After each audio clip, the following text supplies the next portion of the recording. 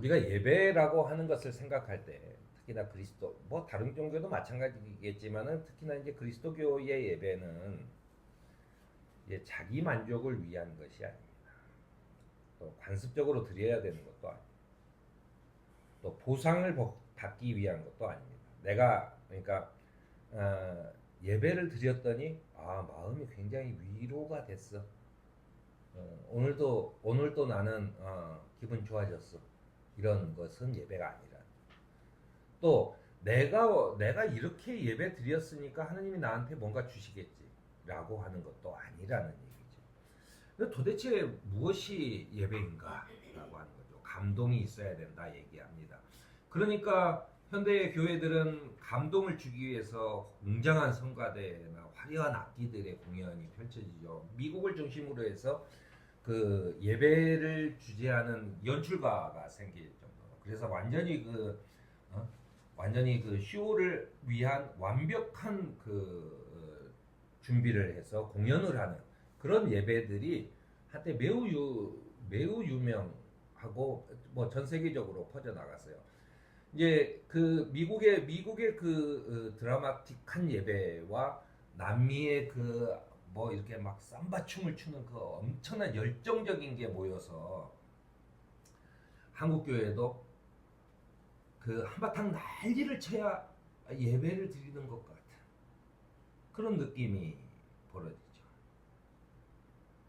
근데 우리가 여행에서 어떤 엄청난 그 자연의 광경을 보고 신비로움과 장엄함에 취하는 것 또는 내가 그 엄청난 그 밴드의 공연을 보면서 내가 하느님을 찬양하면서 내가 이제 나는 이제 살 것 같다는 느낌을 받는 그런 것이 나 오늘 예배를 드렸다라고 말할 수는 없는 겁니다.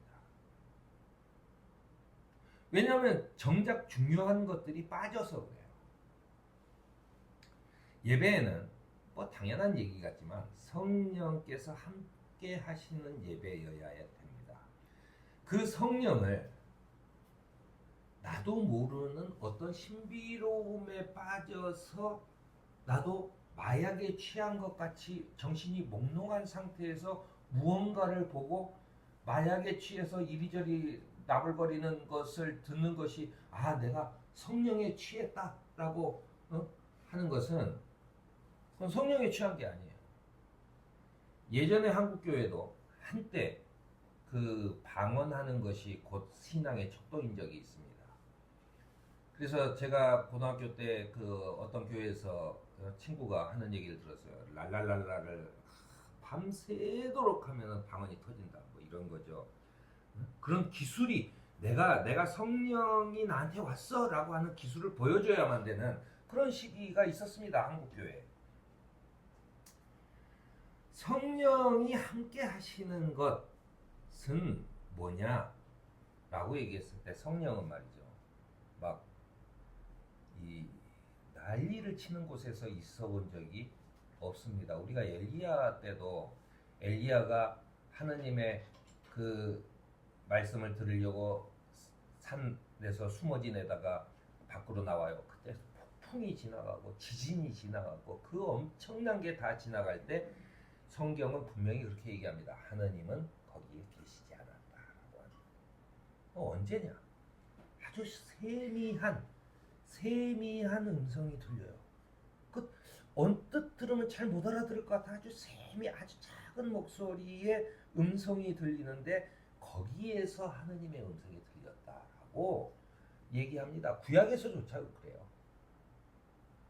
왜냐하면 구약에서 우리 그 인류가 예전부터 그 종교 행사라고 하는 것은 그냥 북치고 춤추고 마구 사람들의 그 흥분된 상태에서 아드레날린이 막 그 몸속에서 치우치는 막 샘솟는 그런 과정에서 내가 어떤 것을 느끼는 것이 곧 종교적이라고 생각을 해왔어요. 자꾸만 그렇게 해요. 그러니까 자꾸만 그런 식으로 몰고 갑니다. 그런데 그것은 그렇게 어려운 과정을 겪지 않아도 그냥 좀 술을 많이 마시거나 마약에 취하면 다 그렇게 돼요. 그건 예배가 아니라는 얘기죠. 예배는 뭐냐? 내 마음속에 세미한 중에 스며드는 감동이 있어야 된다라고 하는 얘기죠. 창세기 시작하자마자 가인의 예배가 나옵니다. 가인이 드리는 예배는 왜 하느님이 받지 않으시는가라고 하는 거죠. 그러면서 가인에게 하느님께서는 이렇게 네가 왜 화를 내냐? 왜 얼굴빛이 달라지냐? 얘기를 해요. 왜냐하면 내가 이렇게 예배 드렸는데도 하나님은 내 예배를 받지 않으셨다라고 화를 내기 때문이에요. 이게 핵심입니다. 하나님은 왜 내 예배를 받지 않으시는가라고 하는 거죠. 엄청난 쇼와 엄청난 것들을 하기 위해서 예배에 들어가는 한 번 예배에 들어가는 예산이 얼만데 도대체 왜 하느님은 나한테 그렇게 예배를 드렸는데도 나에게는 우리 집은 값이 오르지 않는가? 왜 나에게는 불행이 닥치는가? 왜 내 예배는 받지 않으시는가? 라고 하는 겁니다. 창세기에 있는 가인의 예배에서도 하느님께서 그래요. 왜 네가 화를 내느냐? 네가 올바른 일을 했다면 얼굴빛이 달라지겠느냐? 네가 올바른 일을 하지 않았기 때문이다라고 얘기해요. 아마도 가인은 동물을 잡아서 이렇게 하고 아벨은 농사를 지었기 때문에 아마도 훨씬 더 훌륭한 그 상차림을 했을 거라고 짐작이 가죠. 가인이 볼 때 아벨의 예배라고 하는 것은 아주 그 보잘것없는 그 것이고 자기는 굉장히 큰 예배예요. 굉장히 많은 예산과 엄청난 노력과 이런 걸 투여한 그런 예배죠. 그런데 이걸 안 받으신다는 거예요. 하나님이 네가 뭔데 그런 거죠. 내가 이렇게 예배를 드리는데 왜 너는 안 받냐 이런 거죠. 가인은요 하나님께서 매우 주권적이시고 거룩하신 분이라는 사실을 알지 못합니다. 내가 드리는 예배라고 하는 것은 사람에게 좋은 예배가 내가 만족하는 예배가 아닙니다. 제가 그 전에도 말씀드렸는데 제가 김포항 근처에 있는 교회 전도사로 처음 간 날 아이들을 데리고 인사도 못했는데 그 여름 수련회를 갔어요. 그 여름 수련회 이제 아이들을 그때서야 이제 얼굴 알고 익히고 뭐 하는데 한 둘째 날 저녁인가 이제 같이 모여서 장기자랑을 하는데 그 중학생 여자아이가 아무것도 그 안 해요. 그래서 내가 보니까는 교회 처음 나온 것 같은 그런 느낌의 학생이었는데 이 친구가 나갔는데 목마른 사슴을 불러요. 음정 박자는 아주 잘 맞았어요. 그 뭐 중학생 정도의 그 아주 부르는데 제가 그 찬송을 지금도 잊지 못합니다. 왜냐하면 그 아이가 부를 때 어떤 심정으로 그런 걸 불렀을까라고 하는 거죠. 목소리는 작고 그리고 그 뭐 수련회 가고 그랬으니까 뭐 그냥 반주도 없이 자기 혼자 부르는데 목마른 사슴을 부르는데 저한테 굉장히 큰 감동이 몰려왔어요. 저 아이의 하느님은 과연 누구신가라고 하는 생각이 들었어요. 쟤는 어떤 하느님을 바라보고 저렇게 찬송을 하는가라고 저한테도 굉장히 큰 동기가 됐습니다. 가인은 자신이 하느님과 올바른 관계인지에 대해서는 관심하지 않아요. 우리가 예배를 드리는 목적은 첫째는 하느님과 내가 올바른 관계를 맺기 위해서입니다. 왜냐하면 올바른 관계에서 끊어졌기 때문에 우리는 에덴에서 쫓겨나서 지금 사망의 음침한 골짜기를 다니는 거예요. 언제 죽을지 모르는 세상을 다니는 거예요. 그런데 이거를 나 좀 살려주세요라고 하는 걸로는 안 되고 내가 예배를 드린다는 것은 하느님을 찬양한다는 것은 내가 하느님과의 올바른 관계를 에덴 이전처럼 에덴 동산에 있었을 때처럼 내가 하느님과 올바른 관계를 맺는 겁니다. 그러니까 거기에는 형식이나 이런 게 아니라 내가 예배 드리러 앉았을 때는 하느님 말씀하십시오. 내가 듣겠습니다. 라고 하는 심정. 나한테 주시는 말씀이 무엇이죠? 또 하느님께서는 내 형편과 처지를 잘 알아요. 그러니까 거기에서는 내가 보세요. 생각을 해보세요. 우리 아버지가 엄청나게 부자고 엄청난 권력을 가졌고 뭐 했어요. 나는 지금 굉장히 힘들고 어려워요. 그래 아버지를 만나러 갔어요. 내가 아버지한테 뭐 이렇다 저렇다 지금 죽게 생겼다 얘기를 하지 않아도 아버지는 다 아시죠. 그렇다면 내가 해야 되는 건 뭐예요? 아빠 사랑해요 이런 게 아니라 아버지의 말을 잘 듣는 거죠. 그 관계를 잘 맺어놔야 돼요.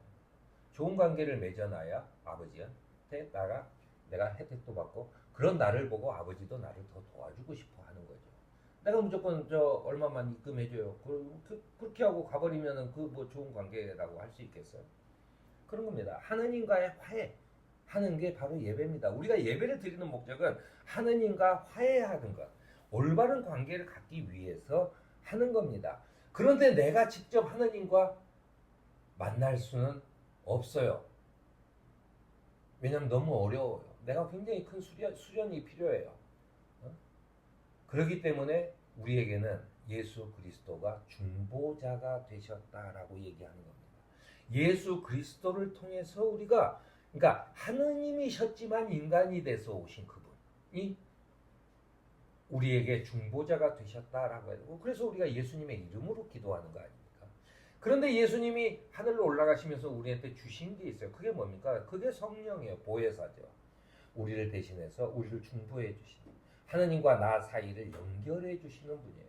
바로 그것이 그 성령이 우리에게 있어야 된다라고 하는 겁니다. 우리 마음속에 믿음, 사랑, 순종, 충성, 행위, 생명 이 모든 것이 예배를 통해서 우리가 얻을 수 있는 거예요. 그런데 이것을 하기 위해서는 내가 교회의 화려함이나 또는 질병의 위험 속에서 내가 건져내진다거나 아니면 장엄한 어떤 신비 앞에서 우리의 영성이 깊어져서 이런 것에 착각에 빠지는 것이 아니라 내가 마음에 맞고 좋은 것을 받아들이고 좀 그렇게 맨날 이거는 좀 싫어라고 거부하는 게 아니라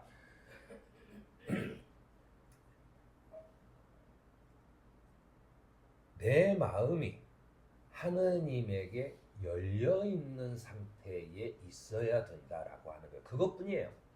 내 마음이 내 온 몸이 하느님께 열려 있어야 된다는 거예요. 내가 무언가를 가져오는 게 중요한 게 아니라 하느님 앞에 내가 열려 있어야 될 때, 열려 있을 때 하느님께서는 나에게 너는 의롭다라고 얘기하는 겁니다. 예수께서 이런 얘기를 해요. 너희가 알지 못하는 것을 예배하고 우리는 우리가 아는 분을 예배한다. 참되게 예배드리는 사람이 영과 진리로 하느님께 예배를 드릴 때가 온다라고 하는 얘기입니다. 영과 진리로 예배드리는 사람은 이런 겁니다. 내가 예배를 드렸더니 내가 하느님과의 관계를 확인했더니 내 맘대로 살 수 있는 게 아니구나. 내 맘대로 살면 결국 죽음으로 향하는구나. 그러니 하느님 중심으로 내가 살아야 되겠구나 라고 하는 것을 깨닫는 거예요. 그게 다예요. 그게 예배입니다. 그거 외에 다른 것은 없어요.